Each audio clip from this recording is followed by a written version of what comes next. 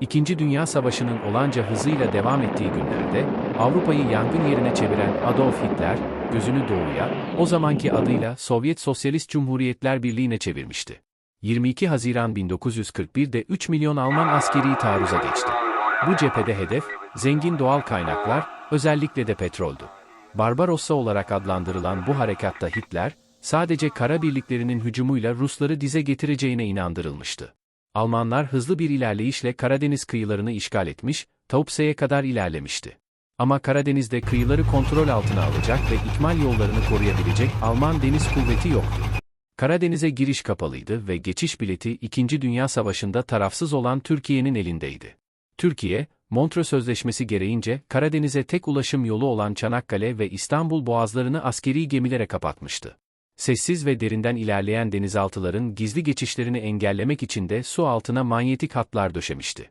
Alman hükümeti, Türkiye'den önce boğazları, denizaltı geçişini açmasını istedi. Türkiye'nin cevabı olumsuz oldu. Almanlar bu kez kendi yapımları olan Türk denizaltıları Atılay, Saldıray ve Yıldıray'ı satın almak istedi. Savaşın dışında kalmaya kararlı Türk hükümeti, tarafsızlığına gölge düşürecek bu isteği de geri çevirdi. Almanlar için seçenekler azalıyordu. Çaresiz kalan Almanlar, çılgınca bir planı uygulamaya karar verdi. Kuzey Denizi'nden, Karadeniz'e, denizaltılar karadan taşınacaktı.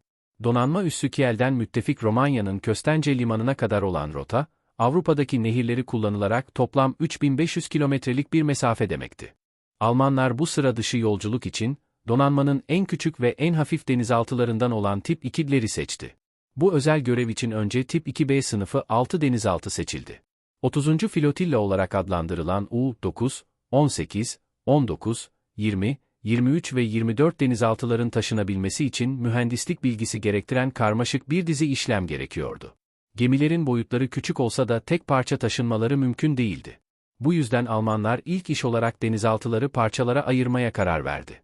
Sökülen parçalar römorkörlerin çekeceği özel olarak hazırlanmış dubalara yerleştirildi. 1942 baharında ilk grup 3 denizaltı ve denizaltı parçaları, Elbe ve Tuna nehirleri kullanılarak taşındı. İki nehir arasında kalan 300 kilometrelik mesafede ise denizaltılar karadan ilerletildi. 6 Alman denizaltısının Romanya'nın Köstence limanına taşınması 11 ay içinde gerçekleşti.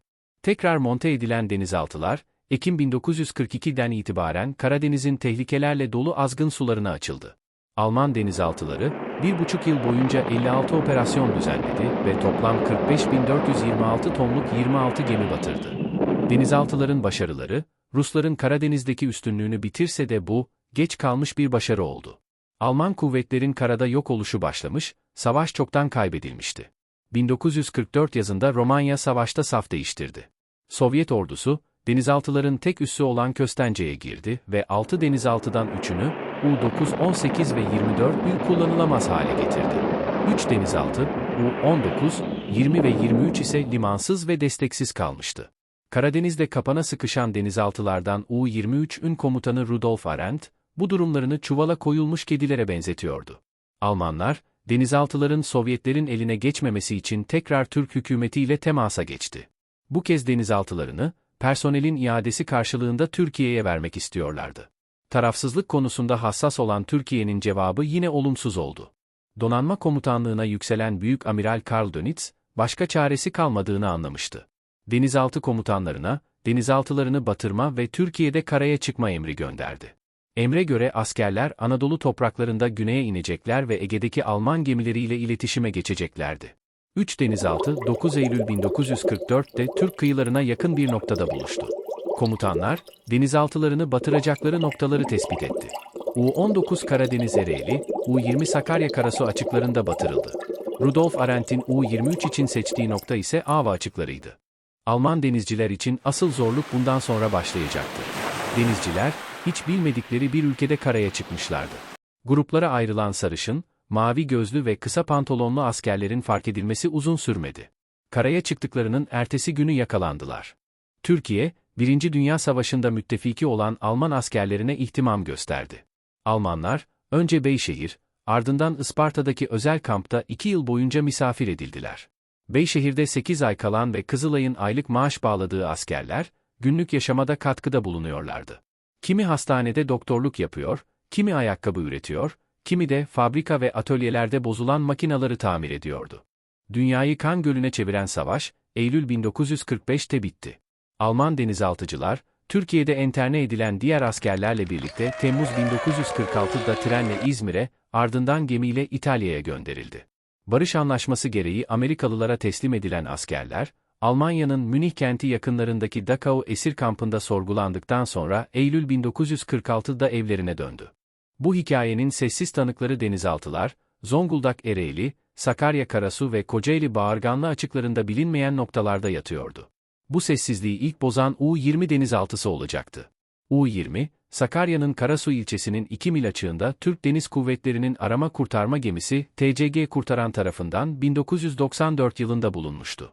Denizaltı savaşın sessiz tanığı olarak 26 metre derinlikte yatıyor. U-23 Karadeniz'e ulaşan son denizaltıydı. Göreve başladığı Haziran 1943'ten batırıldığı Eylül 1944'te kadar geçen 15 aylık sürede 7 gemi batırdı. Sivastopol, Batum ve Novorossiysk bölgelerinde devriye görevleri yaptı. TCG, Akın, 2 yıl önceki bu keşifle dünya tarihine önemli bir not düşmüş oldu. U-20'nin ardından U-23'ün bulunması, İkinci Dünya Savaşı'nın en sıra dışı hikayelerinden birinin gündeme gelmesini sağlamış oldu. Montreux olmasaydı Türkiye 2. Dünya Savaşı'ndan asla kurtulamazdı. Montreux olmasaydı Karadeniz yıllardır böyle barış denizi olarak kalamazdı. Montreux olmasa, belki de Türkiye, büyük ihtimal Sovyet işgaline uğrayacak ve 1991 yılına kadar Doğu blokunda kalacaktı. İkinci Dünya Savaşı yıllarında Türkiye'yi o ateş çemberinden uzak tutan herkese minnettarız. Mekanları cennet olsun.